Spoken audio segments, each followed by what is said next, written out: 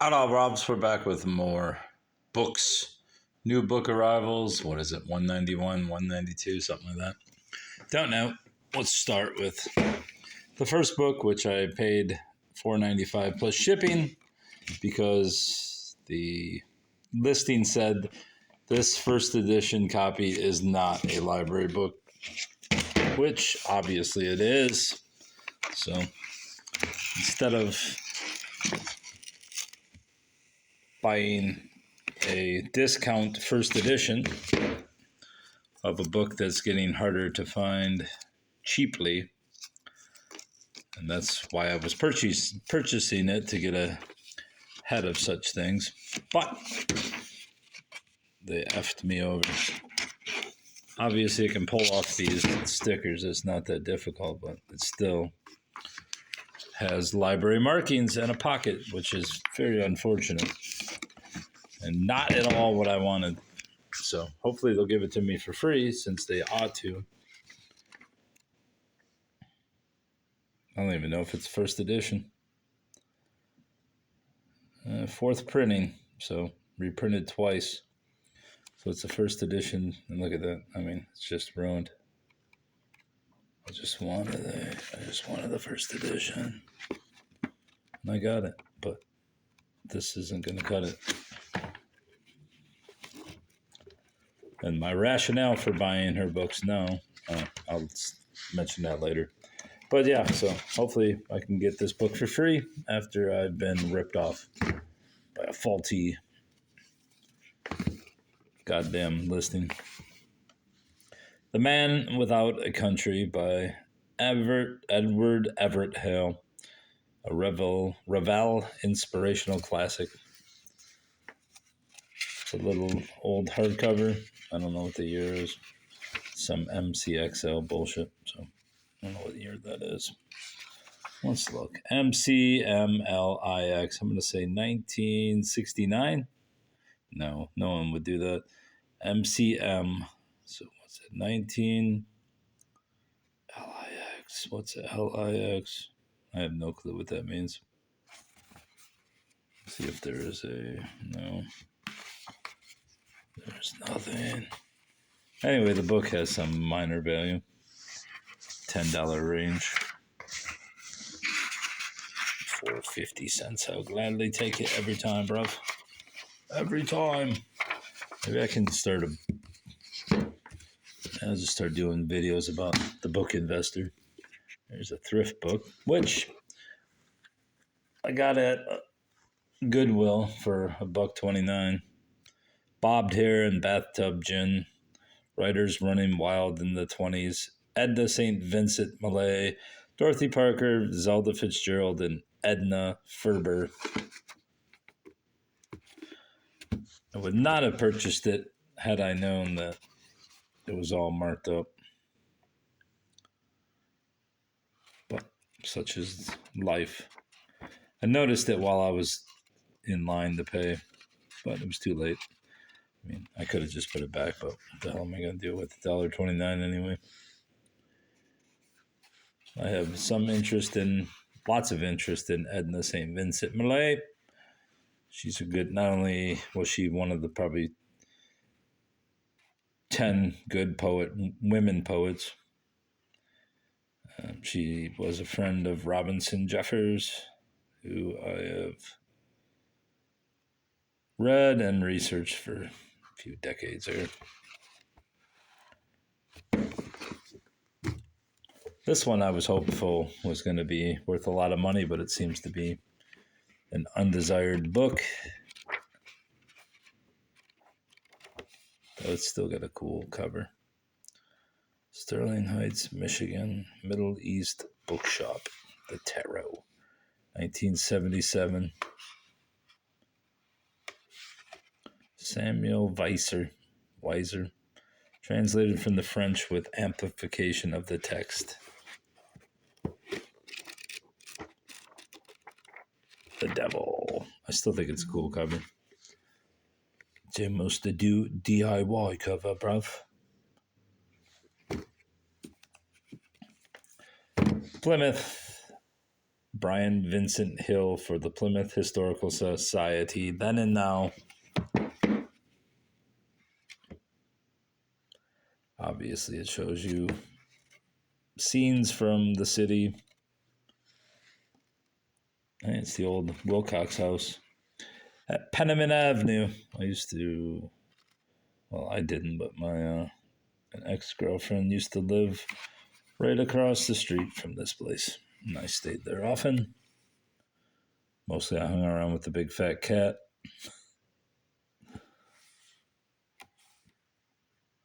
Anyway, I lived in this town for several years. How many? 5, 6, 7, 8 years? I don't know. Obviously not in these houses. But I lived in that town. The town of Plymouth. Look at that. Look at that house. It's nice. Don't think I have this book either. Maybe I do. Don't matter. I would have bought it anyway. Loves, Labors, Lost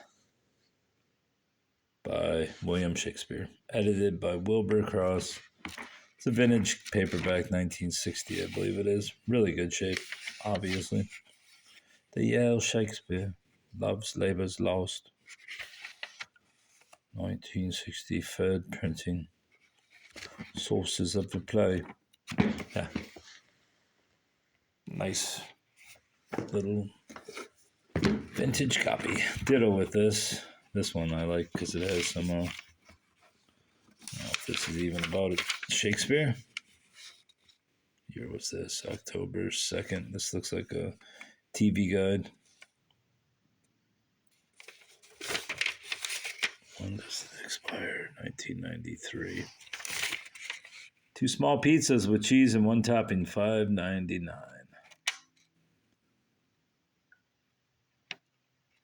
Detroit Free Press, September 26th to October 2nd. 2 medium pizzas.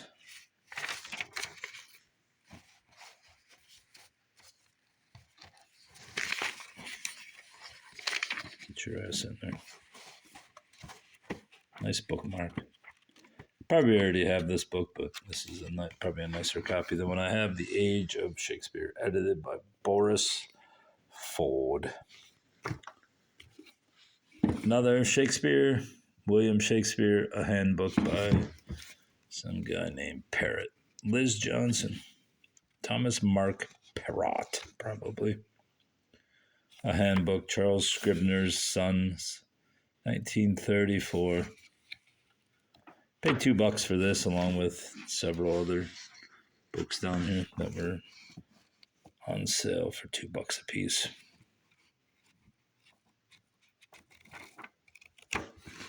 See if there's any book. Nope, no bookstore. Trade stickers. Ditto for this little book, The Story of Napoleon, the Children's Heroes series. London, TC, and EC Jack, Jan Milo. No, it's falling apart, buddy. Well, we knew it was falling apart, but Bonaparte falling apart. It's probably not even complete. Napoleon and Russell. Oh yeah, there was this at the back of the book I've noticed. The Bed of Napoleon. Somebody must have clipped it from the newspaper. State carriage used by Napoleon Bonaparte.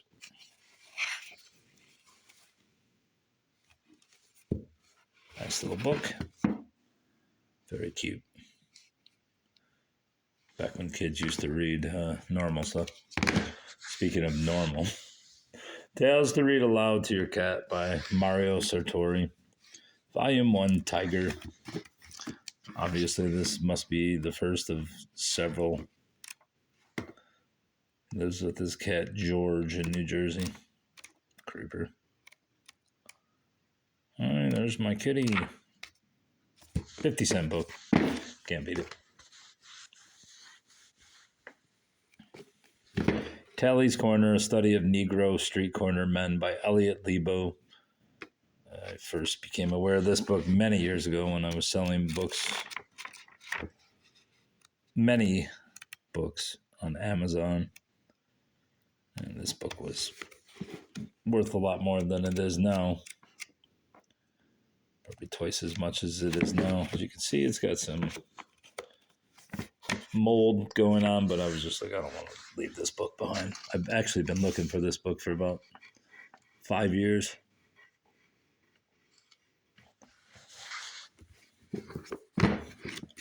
It's not in great shape, so I'll probably destroy it by reading it on this channel if it's not already been read by somebody else. W.B. Yeats, A Vision, the most ambitious attempt made by any poet of our time to set up a myth. Oh wait, this is an actual book by Yeats. I thought it was a biography. A Vision. Reissue with the author's final revisions. That's the 60s, 1966. The Great Wheel, The Phases of the Moon, The Stories of Michael Robots and His Friends, Dover Swan, The Soul in Judgment. Oh, look, it's nice and marked up, too. Well, pissy. And Sexton, The Awful Rowing Toward God. Another of these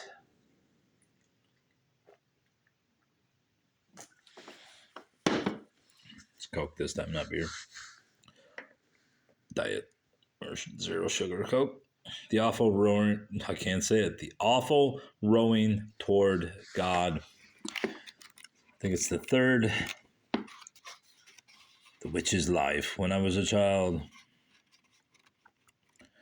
The third Anne Sexton book that I found. What's the other ones I found?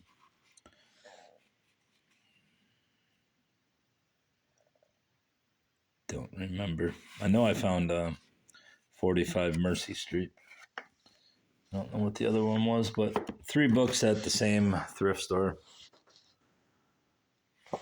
at 3 different occasions. So I don't know if they're just getting moved around and I'm not noticing them or what it is. But this one is another $15 book that nobody picked up because nobody probably even knows who she is, which is fine. Don't care what people know. Near-death experiences, the rest of the story. What they teach us about living, dying, and our true purpose. Obviously, I don't believe in life after death, but some people do, and thus, I was going to sell it, but there it is right there. The death knell to my selling. I wonder if the same person owned all these books. Damn bastards. Well, I was going to sell that one. Ditto with this one, but only when Jimmy dies. Which I usually do buy books of people who are set to die, just so I can sell them. Oh, look, the sticker.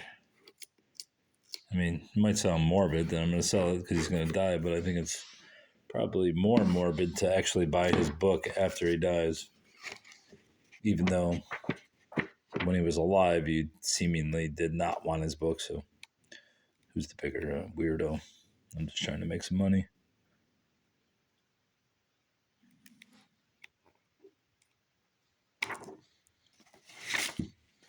Unfortunately, it's not signed, or I'd sell it for $50 right now. I did see a Rush Limbaugh book that was signed today, but the frontispiece was torn out, so at least I think it was signed. It might not have been. I was going to look it up and see if it was worth anything, but I figured there were so many Rush Limbaugh books printed up that probably was worth nothing. Anne Rice Slasher, I may have this. I don't know. I was too lazy to look it up. But then I found this inside the book. Memo from the bitch at the top. Thanks, Stuart. Great book. A happy ending for a change. Heart pounded for at least a couple of hours after I finished it. Barrel. P.S. Larry has your other book, Vampire, and said he would return it to you after he was done reading it. I used to know a lady named Beryl, so I wonder if she's related to him. or is the same person. I can't think of her actual name, but she was this poet lady, and which would make sense why all these poetry books have been showing up. This was also from the same stole. Memnoch the Devil, the Vampire Chronicles. I may have this one as well, just like Lasher. But I don't know. I didn't even look them up. This one I have no reason not to have looked up, but it seems to be in rather not great condition. Yeah, see, I mean, I should have looked at it because it's fucked up. Whatever, bruv, whatever. It's a reading copy if I ever decide to read the book. Probably won't, but you never know. Next 3 books I'm planning on selling. Kahlil Gibran's A Tear and a Smile, 1960s version. Pretty decent shape. Dust jacket's not so great.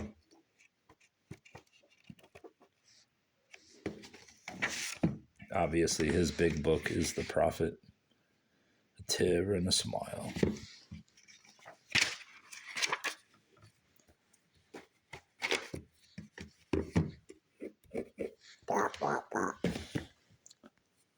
This one's in good shape. The Earth Gods, Kahlil Gibran, author of The Prophet. Don't know what year this was. 72, 19th printing. May or may not be worth some money. I think most of these books are worth a good $10.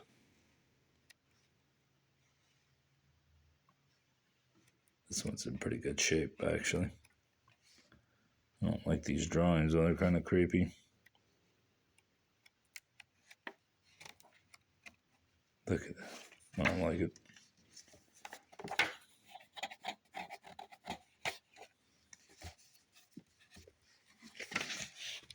Same sort of cover. Which is strange because at the library, which is in the same town as this thrift store it was purchased at, they had a slip.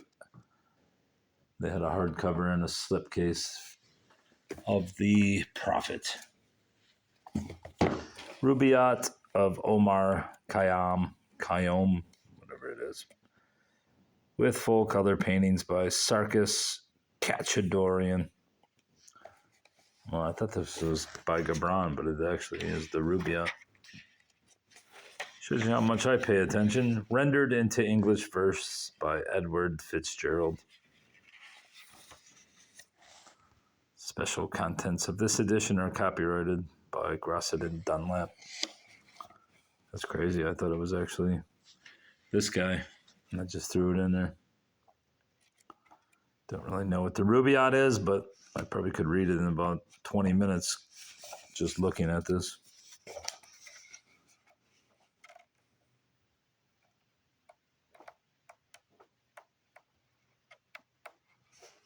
I mean, it's a nice illustrated edition with the lithographs.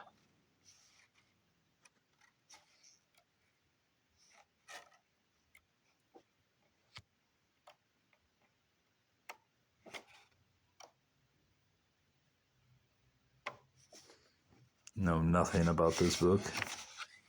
Wake for the sun who'd scattered into flight the stars. Before him from the field of night drives night along with them from Avon and strikes the Sultan's turret with a shaft of light. A note about the artist. Doubt this is worth much, but I could be wrong. See what the cover looks like. Oh, nice. Jacket, not so great. But 3/4 there.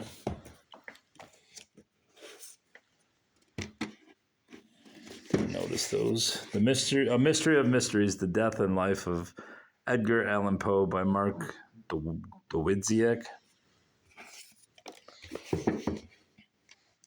First, I thought this was one of those novel kind of deals, but it appears to be an actual biography of the man. The poet. The poet. Yeah. It's a relatively new one.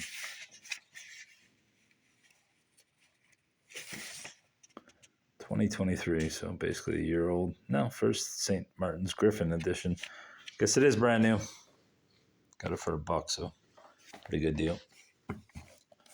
This book and this book have some relation to one another, and I will show you what it is. This book is from the Horde of Betha Dewar. Read thoroughly, handle carefully, return promptly. I bought 2 of her books, 2 of the books with her nameplate in, even though there was about 7 or 8.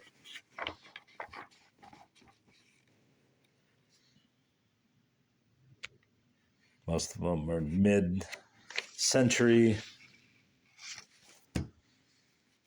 romantic novel sort of deals. This one has a weird front cover. I don't know if it was supposed to have a slipcase or something, because usually books don't have a cover that has no words on it. Anya Seton, I'm not sure how you say it. Her books are a bit of a hit or miss as far as collectibles. Probably wouldn't have got either of them if it wasn't for the book plate. And once I looked this woman up, hey, we might as well read her postcard. Or should we? Maybe I'll save it, bruv. Burroughs Farms, Brighton, Michigan. Hell, that might be worth more than the book. Probably is. What year? 1944. We'll find out later.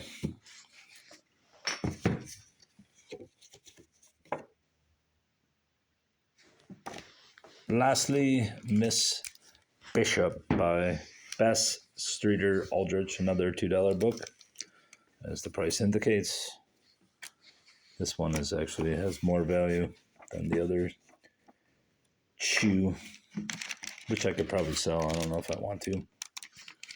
Saw several copies of this going for $10+, and if this is indeed a 1920s copy, which it kind of looks like it is, although I didn't even look at the, this looks like a 1920s, 1930s, 1933. I mean, if it is that year, which is possibly a little older, still got an amazing dust jacket on it, amazingly well preserved dust jacket that is. It's pretty tame as far as dust jackets go, but it's a nice one.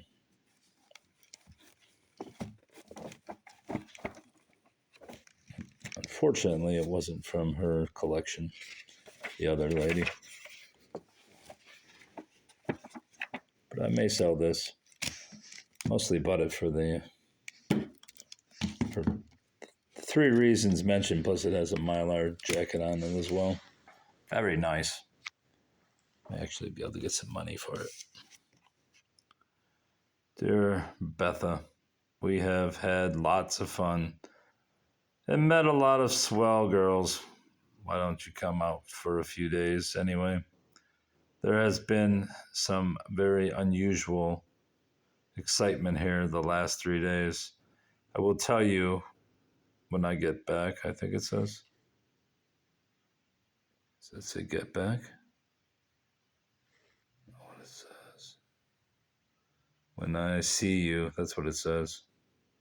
Say hi to Lillian and others. Love, Kathleen. Unusual excitement here. 1944, Brighton, Michigan. Miss Betha Dewar, 18023 Colfax, Detroit, Michigan. All right, that's all, bruvs. Goodbye. Good boy.